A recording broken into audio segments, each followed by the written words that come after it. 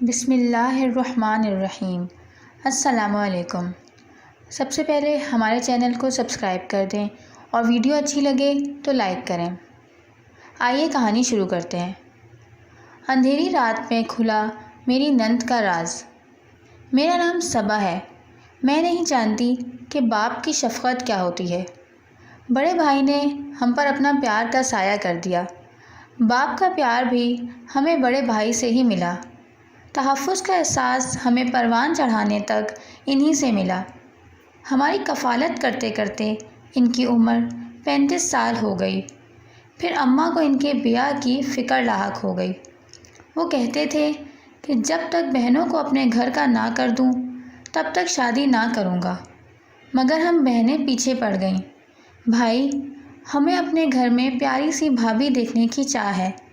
بالآخر ہماری خواہش کے آگے بھائی نے ہار مان لی اور اماں بڑے چاؤ سے چاند سی بہو بیاہ کر گھر لائیں۔ ہم بہنوں کی خوشی کا تو کوئی ٹھکانہ نہ تھا۔ کنیز بھابھی بہت خوبصورت تھیں، نیک، سلیقہ مند، ہنسمکھ اور ملنسار تھیں۔ ہمارے گھر میں جیسے چاندنی سی بھر گئی تھی۔ رات کے اندھیرے میں بھی گھر روشن لگتا تھا۔ وہ بہت جلد ہی ہم سب کے دلوں میں گھر کر گئی تھیں۔ ہم نندوں کو وہ چھوٹی بہن سمجھتی تھیں۔ اماں کو وہ بالکل اپنی امی کی طرح چاہتی تھیں اور بھائی کی حکمت اور پیار کا اس طرح خیال رکھتی تھیں کہ میرے بھائی بھابھی میں کھو کے گویا سارے جہان کو بھول جاتے تھے۔ بھائی ہر وقت بھابھی میں ہی کھوئے رہتے تھے۔ پہلے ان کا معمول تھا کہ جب کام سے گھر آتے تو سب سے پہلے اماں کے کمرے میں جاتے تھے، اور اب سیدھا اپنے کمرے میں چلے جاتے ہیں جہاں بھابھی بیٹھی ہوتی ہیں۔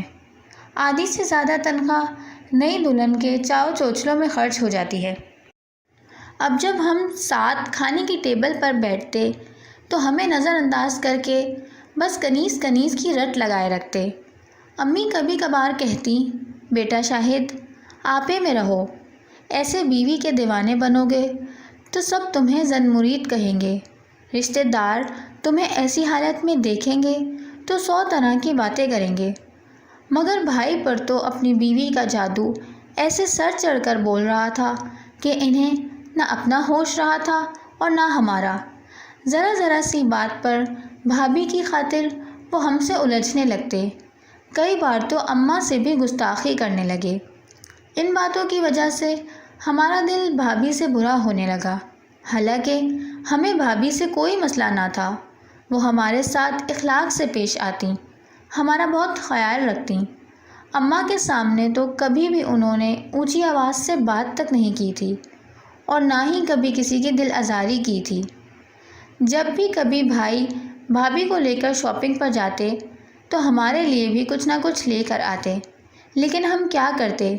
جب بھائی کا رویہ ہم سے بدلنے لگا تو ہمارا دل ان سے برا ہونا ہی تھا۔ ہم بھائی کے 2 میٹھے بول کے لیے ترس جاتے تھے۔ رفتہ رفتہ ہمارے گھر میں دوریاں بڑھنے لگیں۔ بھابھی جان اپنے دل میں پیار بھر کر ہماری طرف آتی اور ہم منہ موڑ لیتے، اور میں سوچتی کہ کتنی چالاک عورت ہے یہ، خود تو اچھی بنی ہوئی ہیں اور بھائی جان کو ہم سے دور کر دیا ہے، اور ہم بھائی کو برا سمجھنے لگے، اور وہ بھائی جن کے پیار کا ہم دم بھرتے تھے۔ برائی آئی تو بھابھی کی طرف سے ہی ہمارے دل میں آئی تھی۔ تبھی ہم سب لوگوں نے بھابھی سے سوشل بائیکاٹ کر دیا اور ان کے ساتھ برا سلوک ہونے لگا، جس کا جب دل کرتا تانے سنا دیتا۔ مگر پھر بھی بھابھی ہم سے پیار کا رویہ ہی رکھتی۔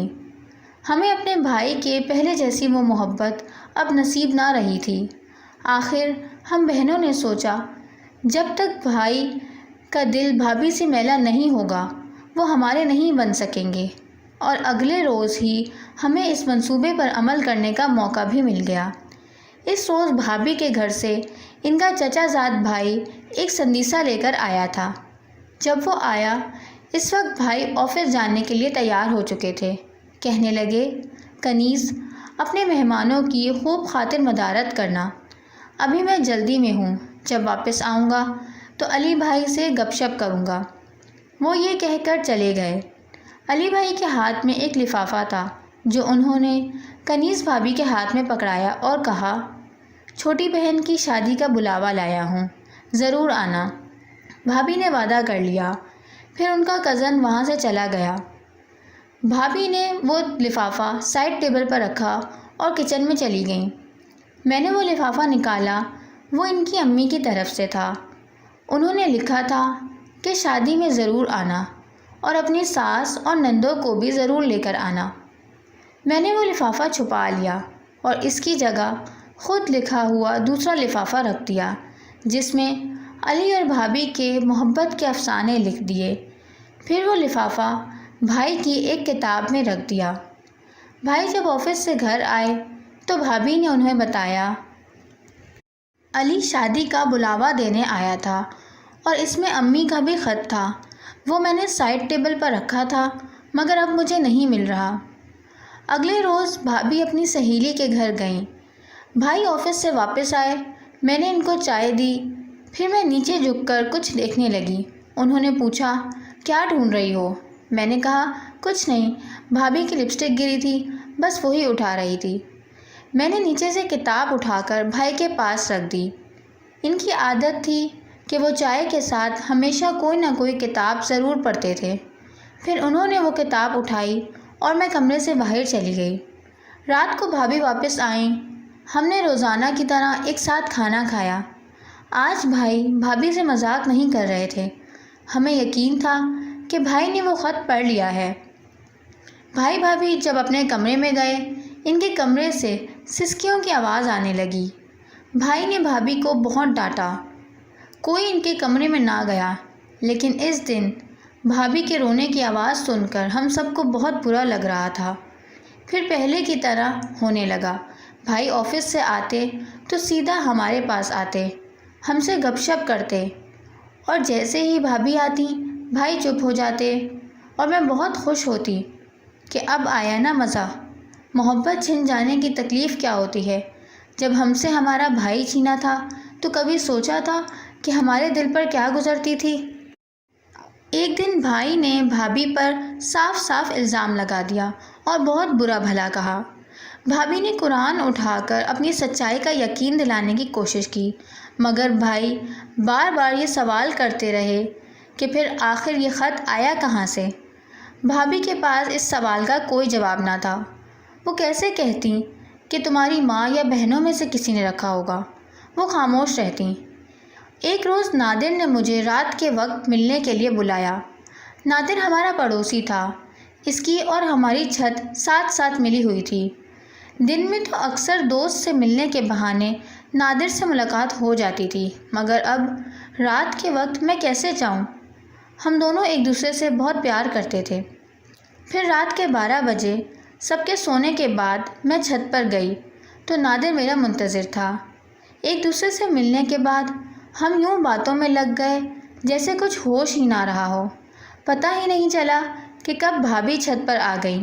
انہوں نے کہا، تمہارے بھائی اوپر آ رہے ہیں، اس لڑکے سے کہو یہاں سے چلا جائے، اور نادر واپس اپنی چھت پر چلا گیا۔ بھائی اوپر آئے، کہنے لگے، آج بہت گرمی ہے، ہم نے سوچا چھت پر سو جائیں، لیکن تم اتنی رات کو یہاں کیا کر رہی ہو؟ تو بھابھی نے فوراً کہا، مجھ سے اکیلے بستر نہیں اٹھ رہے تھے، یہ جاگ رہی تھی تو میں نے اس سے کہا کہ میری مدد کر دو۔ میں پھر فوراً نیچے چلی گئی۔ آج بھابھی کی اس عظمت کو میں نے سلام کیا، اور پھر بھابھی نے کوششیں کر کے میری شادی نادر سے کروا دی، مگر اب بھی میرا دل بے چین تھا کہ میں نے بھائی اور بھابھی کی زندگی میں رنجشیں پیدا کی تھیں۔ میں بھائی کے پاس گئی اور انہیں ساری سچائی بتا دی کہ وہ خط میں نے رکھا تھا، بھابھی بے قصور ہیں، مگر میں نے یہ سب صرف اور صرف آپ کی توجہ حاصل کرنے کے لیے کیا تھا۔ میرا مقصد آپ لوگوں کو علیحدہ کرنا نہیں تھا۔ بھائی نے کہا، بھابھی سے معافی مانگو، اگر کنیز نے تمہیں معاف کر دیا تو میں بھی معاف کر دوں گا، اور بھابھی نے مجھے معاف کر دیا۔ بس انہوں نے اتنا کہا کہ اگر ہم لوگ صبر سے نہ کام لیتے تو تم نے تو اپنی نادانی میں پوری کوشش کی تھی کہ ہم الگ ہو جائیں۔ اللہ کا لاکھ شکر تھا کہ بھائی اور بھابھی نے صبر سے کام لیا اور یہ رشتہ برباد ہونے سے بچ گیا، ورنہ میں اپنے آپ کو پوری زندگی معاف نہ کر پاتی۔ اب ہم سب ایک ساتھ بہت خوش ہیں۔ بھائی ہم سب کو برابر کی توجہ دیتے تھے، خود کو